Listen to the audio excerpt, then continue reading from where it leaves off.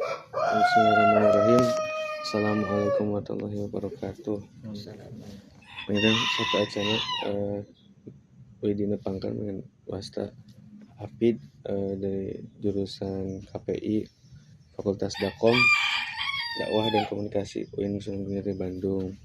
Kemudian kalau rasan objek penelitiannya itu Pak Ustadz dari Rosadi S.A.D. Laris itu. Seharusnya kira mana mata bahasa gede. Seharusnya ada abdi mas lulusan 82 sebenarnya. 82. Can aya SAG. DRS berarti. Da jurusan ka dieu nama 84. Oh. 84 nembe bade di masing-masing sebetulnya mah. Ngan aya abdi sebetulnya waktu itu di tarbiyah. Oh, tarbiyah. Tarbiyah PAI waktu itu tidak kapugur macam seueur jurusan. Nembe tarbiyah usuluddin syariah sakitu. Kapungkur mah dan dican hanya di kadina di cabang termasuk PAI kan bagian tina fakultas. Baik. So, terus kang tempat penelitian nomor Masjid Al-Munawwarah pengajian ibu-ibu anu dibuat judul teh meureun retorika klasik dalam ceramah keagamaan Ustaz Rosadi pada kajian akidah tauhid di pengajian ibu-ibu Masjid Al-Munawwarah. Ibu Masjid Al-Munawwarah Cibiru Wetan ya, Wetan Bandung. Nah, itu kange pertarasana nu kahiji nyata yang pertama mungkin izin bisa Pak Ustadz ceritakan latar belakang kegiatan pengajian ibu-ibu Al-Munawwarah ini, latar belakang kegiatan pengajiannya mungkin karena seperti semua kayak latar belakang pengajiannya kangge latar belakang di awal karena di lingkungan RW 12 Desa Cibiru Wetan, masjid yang dianggap paling muda adalah Al-Amanatul Munawwarah. Masjid yang paling muda. Kenapa dikatakan paling muda? Karena di lingkungan RW 12 memang yang paling terakhir didirikan. Didirikan tahun 2000. 2000 pas. Tahun 2000 itu didirikan Didirikan tahun 2000. Karena kekosongan kepemimpinan pada waktu itu dan kebutuhan yang mendesak pada waktu itu di lingkungan tersebut, ya di lingkungan seputar masjid pada waktu itu, ya didirikanlah masjid. Yang namanya masjid pasti makmurna dengan adanya pengajian. Ya masalah cenah tarawehan, Jumatan sudah pasti ada karena kebutuhan pada waktu itu. Termasuk pengajian rutin. Pengajian rutin, kenapa pada waktu itu saya disarankan fokus dalam bidang tauhid atau akidah? Karena diakui memang di lingkungan tersebut pemahaman tentang akidah masih sangat dibutuhkan mendasar. Sangat dibutuhkan. Alhamdulillah sejak awal saya oleh DKM sudah beberapa DKM yang memakmurkan itu saya ditugaskan untuk mengisi akidah atau tauhid sejak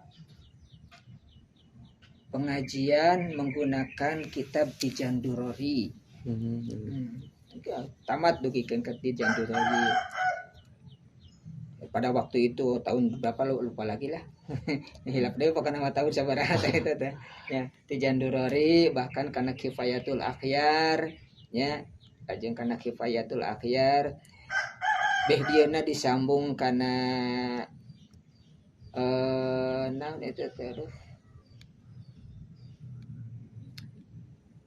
Astagfirullahaladzim. Ilmu hadisna nya di antar hadis arba'in nya nu didugikeun teh nya di hadis arba'in di antawisna karena itu mendasar karena kebutuhan lah kan, kebutuhan para jamaah pada waktu itu yang mendorong yang mendorong kami Jamaah Al-Munawwaroh memunculkan pengajian akidah atau tauhid yang berawal dari kitab Tijan Durori. Itu pola pondasi namanya. Ya. Terus Mungkin lanjut pertanyaan selanjutnya. Sejak kapan kira-kira Pak Ustadz mulai mengisi ceramah di pengajian ini? sejak tahun 2000. Sejak berdirinya. Sejak berdiri. Nah, bahkan kan pada waktu itu kan tidak ada lagi ustadz. Tidak ada lagi yang mengisi. Yang mengisi di awal tahun 2000 teh yang mengisi teh hanya Bapak Abdi sama almarhum Pak Aang. Nah, Pak Aang mungkin ya mah apa Pak Oyon. Kelatan aja. Pak Oyon anu tukang sampah eta. Oh ya. Anu bahasa kamari ieu bahasa pupus na geuning pas di dieu pira kudu anyar keneh pupus na ge. Eta nu di pokona mah eta lah nu di pengkeren deket Citante bumi na. Oh iya, Si Olot lah Pak Olot eta teh rakaan Olot. Pak Aang teh. Jadi Bapak mah ti awal ngisi ti Al-Munawwaroh termasuk berjuang mendirikan Jumat. Pada waktu itu termasuk mendirikan tadi teh taraweh itu ti awal. Itu pengajian di awal tahun 2000-an lah ya sekitar 2000 2001 lah kalau tidak salah pokoknya ada berdirinya tahun 2000 weh masjid teh sampai detik sekarang itu masih berarti masih tetap.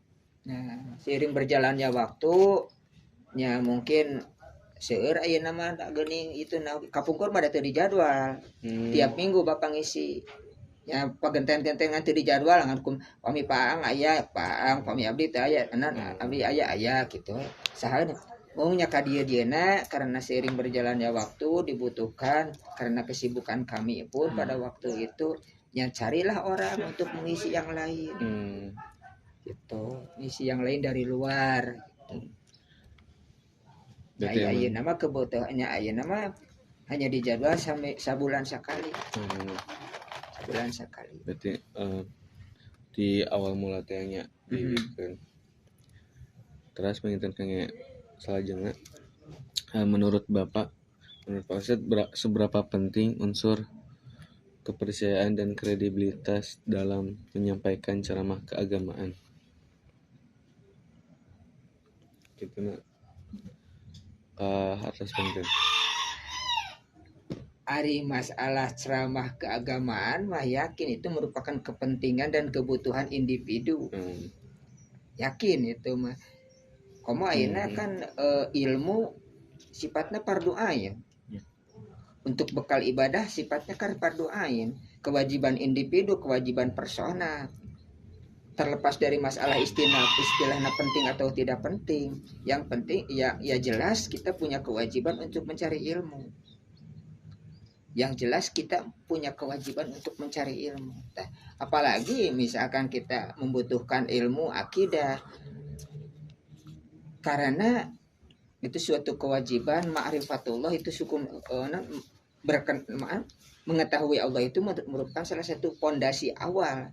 Sebelum kita melaksanakan sholat, sebelum kita melaksanakan puasa, ibadah haji, kita tahu dulu siapa yang diibadahi oleh kita. Ya tentunya Allah, itu intinya. Jelas sangat penting. Itu fundamental dalam kehidupan seorang muslim. Fundamen lah. Oke, makanya dilanjut pertanyaan selanjutnya.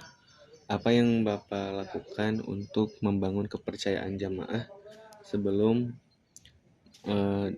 dan selama berceramah? Apa yang Pak Ustadz lakukan untuk membangun kepercayaan jamaah? Karena kepercayaan seseorang itu berawal dari pribadi kita. Ya tetap sebodoh apapun ketika melihat sosok seseorang tidak dipercaya, jelas sebaik apapun yang kita keluarkan tidak akan dipercaya oleh mereka. Subjektivitas inilah yang harus kita tanamkan kepada jamaah. Kepercayaan diri orang lah anu bakal bisa mempengaruhi jamaah. Nah, makanya berkaca dari diri kita dulu. Ketika kita sudah betul-betul baik di dalam pribadi kita, insya Allah orang lain akan mengikuti kita. Sawalerna lamun orang misalkan di mata mereka sudah jelek, ada noda, sehebat apapun metode yang kita lakukan, ceramah yang kita sampaikan, tapi karena sudah jelek pada diri, kepercayaan mereka pada diri kita tidak akan masuk. Sok mangga engke orang di lapangan di itu di kampung masing-masing. Makanya paling penting itu kepercayaan diri orang heula. Nilai-nilai baik diri orang heula yang harus ditanamkan kepada mereka. Jangan sekali-kali berbuat noda. Kalau noda setitik, noda setitik sudah kepercayaan masyarakat tidak akan muncul. Makanya yang paling penting itu adalah kepercayaan diri terhadap jamaah. Yang Bapak lakukan berarti membangun kepercayaan diri. Nah, eta membangun kepercayaan diri dulu, betul. Lebih lanjut aja ya Pak. So. Oke, pertanyaan selanjutnya, bagaimana cara Bapak menunjukkan integritas atau keteladanan dalam kehidupan sehari-hari kepada para jamaah pengajian? Ya tadi di awal kan di pertanyaan sebelumnya jelas integritas diri itu adalah dibangun oleh diri kita sendiri, ya, dibuat oleh diri kita sendiri. Berikanlah kepercayaan kepada masyarakat, kepada jamaah. Jangan sekali-kali kita membuat noda di hadapan masyarakat atau jamaah. Karena sekecil apapun yang diperlihatkan tentang kejelekan kita, mereka akan menjudge. Akan menjudge bahwa guru kita, penceramah kita melakukan hal yang salah. Tetap itu akan terngiang-ngiang. Jadi usahakan jangan sampai noda diri kita, kejelekan diri kita, kekurangan diri kita dinampakkan di depan masyarakat atau jamaah. Itu inti nama.